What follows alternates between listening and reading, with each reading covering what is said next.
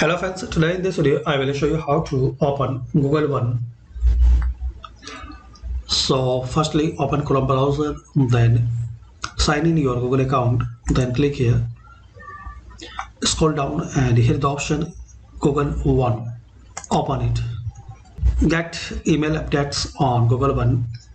Stay up to date on news and features. Track advantage of benefits and offers and help improve Google One through research and surveys. So click on get update.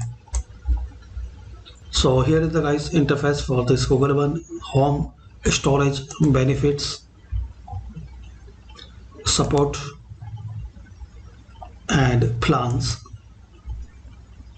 So I have 15 GB free plan. You can select another one.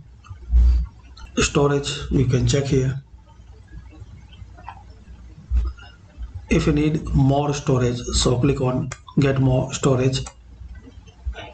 Select here any plan which you like. So thanks for watching guys. Please comment this video useful for you or not.